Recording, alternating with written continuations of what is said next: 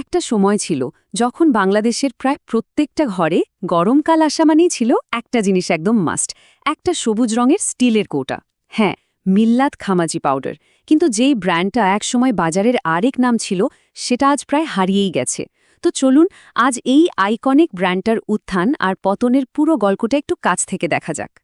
এই একটা জেঙ্গেল, উফ, একটা পুরো প্রজন্মের কাছে গরমকাল মানেই ছিল কিন্তু এই সুরটা। ভাবুন তো একবার, ভর দুপুরে টিভিতে এই পরিচিত সুরটা ভেসে আসা মানেই ছিল যাক গরমের অস্বস্তি থেকে মুক্তির একটা আশা পাওয়া গেল। কত জনের যে শৈশবের স্মৃতি জড়িয়ে আছে এই জিঙ্গলটার সাথে।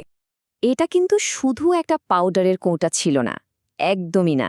এটা ছিল গরমের বিরুদ্ধে লড়ার জন্য একটা বিশ্বস্ত হাতিয়ারের মতো। পুরো পরিবারের জন্য একটাই সমাধান। আর এর উপর মানুষের যে কি পরিমাণ বিশ্বাস ছিল তা বলে বোঝানো যাবে না। দশকের পর দশক ধরে এটা ছিল একটা নিত্য প্রয়োজনীয় জিনিস। প্রশ্নটা তো এখানেই, তাই না? যে ব্র্যান্ডটা একসময় বাজারের প্রায় সবটা দখল করে বসেছিল, সেটা কিভাবে আজ প্রায় খুঁজেই পাওয়া যায় না। যে বিশ্বাস আর জনপ্রিয়তা পেতে অন্য ব্র্যান্ডগুলোর যুগের পর যুগ লেগে যায়, সেই জায়গা থেকে মিল্লাত কেন এভাবে ছিটকে পড়ল, এই কারণগুলোই আমরা আজকে খুঁজে বের করার চেষ্টা করব। তো চলুন গল্পের একেবারে শুরুতে ফিরে যাই, সেই সময়ে যখন মিল্লাত ঘামাচি পাউডার তার সাম্রাজ্য গড়ে তুলেছিল এবং হয়ে উঠেছিল বাংলাদেশের মানুষের জীবনের একটা অংশ। দেখুন, ১৯৮০ সালে মিল্লাত যখন বাজারে আসে, তখন খেলার মাঠটা কিন্তু বলতে গেলে একদম ফাঁকা ছিল। ওদের তেমন কোনো প্রতিযোগীই ছিল না। আর এই সুযোগটা কাজে লাগিয়েই ৯০-এর দশকে এটা বাজারের ১ নম্বর ব্র্যান্ড হয়ে ওঠে। আর ২০০০-এর দশকের শুরু পর্যন্ত সেই সোনালি সময়টা কিন্তু তারা ধরে রেখেছিল। মিল্লাতের সাফল্যের পেছনের কারণটা কিন্তু বেশ সহজ ছিল, কোনো রকেট সায়েন্স না। ওরা খুব সাধারণ একটা সমস্যার দারুণ কার্যকর একটা সমাধান দিয়েছিল। আর পণ্যটাকে কোনো লাক্সারি আইটেম হিসাবে নয়, বরং সবার জন্য একটা প্রয়োজনীয় জিনিস হিসেবেই তারা বাজারে এনেছিল। এর সাথে যোগ করুন সেই আইকনিক জিঙ্গেল আর চেনা সবুজ কৌটাটা, যা ব্র্যান্ডটিকে দেশের প্রত্যেকটা কোণায় পৌঁছে দিয়েছিল। কিন্তু গল্পের টুইস্টটা তো এখানেই। বাজারের খেলাটা ঠিক এই সময়ে নাটকীয়ভাবে বদলে যেতে শুরু করে। যে পিলারগুলোর ওপর দাঁড়িয়ে মিল্লাত তার এত বড় সাম্রাজ্য গড়ে তুলেছিল, সেই পিলারগুলোই আসলে নড়বড়ে হতে শুরু করে। চলুন দেখি কিভাবে সবকিছু এত দ্রুত পাল্টে যাচ্ছিল। ৯০-এর দশকের বাংলাদেশের সাথে আজকের বাংলাদেশের তো আকাশ পাতাল তফাৎ, তাই না? মানুষের আয় বেড়েছে, জীবনযাত্রার মান বদলেছে।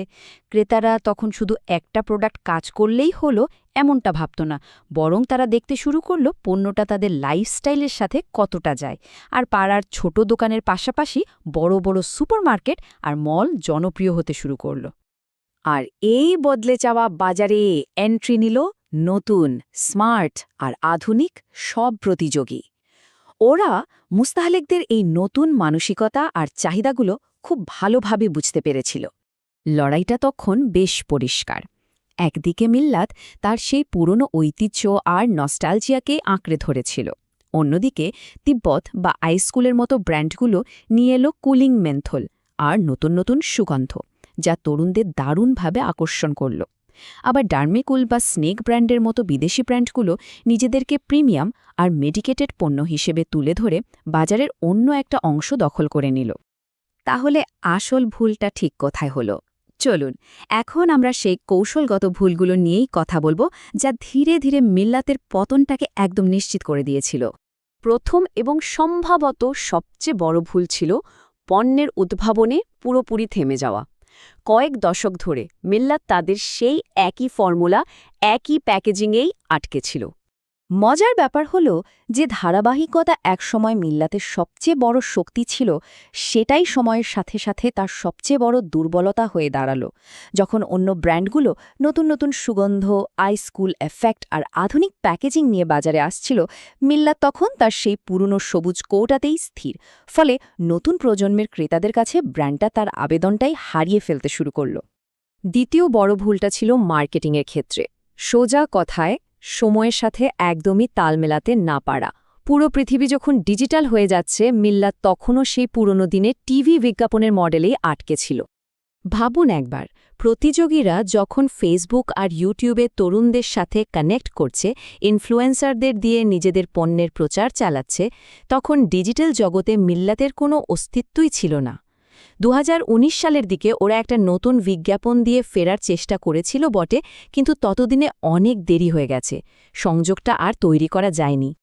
আর শেষ যে কারণটা মিল্লাতের পতনকে আরও দ্রুত করে দিয়েছিল, সেটা হল ডিস্ট্রিবিউশনে দূরদর্শিতার অভাব।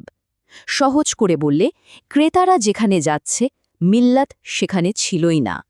ব্যাপারটা এমন দাঁড়িয়েছিল যে মিল্লাত কেবল পাড়া মহল্লার ছোট দোকানগুলোর ওপরেই ভরসা করেছিল, কিন্তু মানুষ যখন কেনাকাটার জন্য বড় বড় সুপারমার্কেট আর মলে যাওয়া শুরু করল, তখন সেই ঝকঝকে তাকগুলোতে মিল্লাতকে আর খুঁজেই পাওয়া যেত না।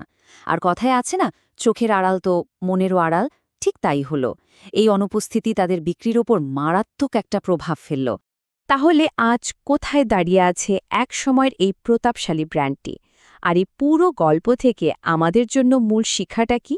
চলুন শেষ অংশে সেটা একটু দেখে নেওয়া যাক। আজ মিল্লাতকে শহরের দোকানগুলোতে খুঁজে পাওয়াটা প্রায় অসম্ভব একটা ব্যাপার। হ্যাঁ, গ্রামাঞ্চলের কিছু কিছু জায়গায় যেখানে পুরনো দিনের বিশ্বাস আর পরিচিতিটা এখনও কিছুটা কাজ করে, সেখানে হয়তো কোনো মতে টিকে আছে, কিন্তু এটা তো তার অতীতের সে বিশাল সাফল্যের একটা আবছা ছায়া মাত্র। মিল্লাতের এই গল্পটা আমাদের একটা কঠিন কিন্তু খুবই জরুরি শিক্ষা দেয়। বাজারের সাফল্য বলে কিছু চিরস্থায়ী নয়, এটা প্রতিদিন নতুন করে অর্জন করে নিতে হয়। মুস্তেহেলজে এদের রুচি, প্রযুক্তি আর প্রতিযোগিতার সাথে নিজেকে যদি বদলাতে না পারা যায়, তাহলে যতই জনপ্রিয় ব্র্যান্ড হোক না কেন, হারিয়ে যাওয়াটা কেবল সময়ের ব্যাপার। সবশেষে একটা প্রশ্ন রেখে যাই।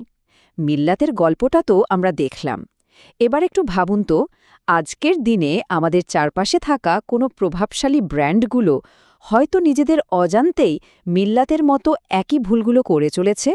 কোনো ব্র্যান্ডের কথা কি মাথায় আসছে যেটা হয়তো প্রাসঙ্গিকতা হারানোর পথে হাঁটছে?